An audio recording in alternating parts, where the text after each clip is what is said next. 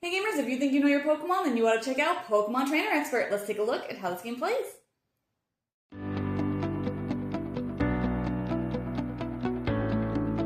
In this game, players are trying to be the first player to 30 points, and they'll earn points by guessing the Pokemon that the Pokeball is thinking of every round, and the faster that they're able to get a correct answer, the more points they will get.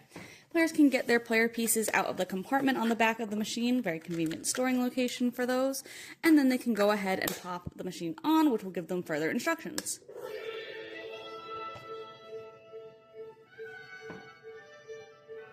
Yo, champs in the making! Who is the greatest Pokemon expert? Set the board down, then place me in its center. Everyone choose a color and press it. Then take the matching ring. When you're ready, press the Pokeball's button. So then let's say that the blue and yellow and orange player are all playing.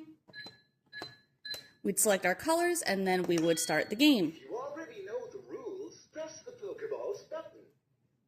I'm going to think of a Pokemon and give you clues so you can guess it. The faster you guess correctly, the more points you win. When you think you've guessed the right Pokemon, press your color. You may give the same answer as another player.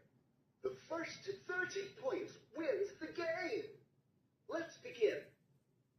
For 10 points, this Pokemon doesn't have arms.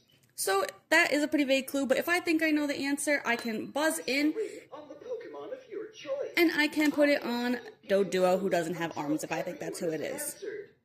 Blue player, it's your turn. The game will call out when it is your turn to guess in case there are multiple players who buzzed in around the same time.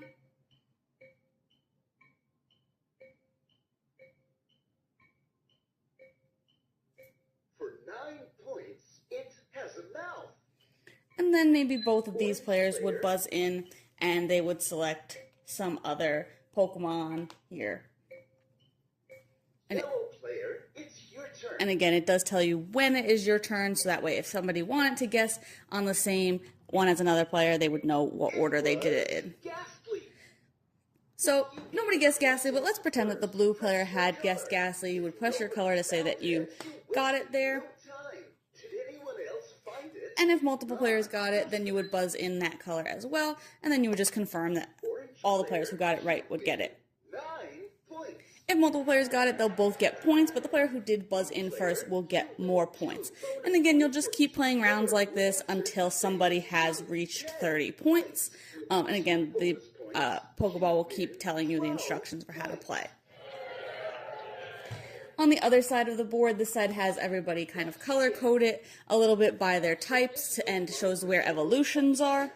And on the other side is a little bit of a harder mode where they are going to have no colors associated with them and they're just in some random order, not next to any of their evolutions. Like any trivia game, it's important that you're playing with people who are kind of on the same level of knowledge as you, or somebody's definitely going to run away with this one. This one is about getting the right answer. If you buzz in too quickly and you're not 100% sure about the answer, you're not going to get any points. Can't change your answer, things like that. So it is about getting the right answer, but again, if somebody just knows Pokemon a lot better than you, then they're probably going to score more points than you. I really like the basic side of the board that has all of the types on all the Pokemon and kind of groups together ones that evolve into each other, as well as just kind of organized by type. I think that can really help in finding them on the board. The other side is really difficult to find which Pokemon you're looking for, even if you think you know the answer. Overall, I thought that it worked well. I liked that the machine kind of just tells you what to do along the way, and you don't really need to even read the rulebook. Not that the rules are very large anyway, but it's just nice to kind of be able to jump right into it without even having to worry about picking up a rulebook.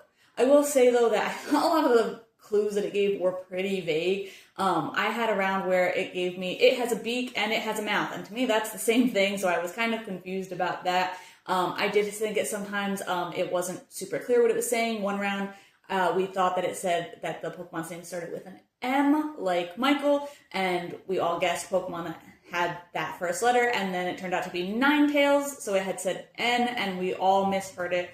So I did think that sometimes it was a little unclear what it was saying. Overall, though, I do think it works pretty well, and if you are a really big fan of Pokemon, especially the first 151, then this is definitely a fun little activity or game to play.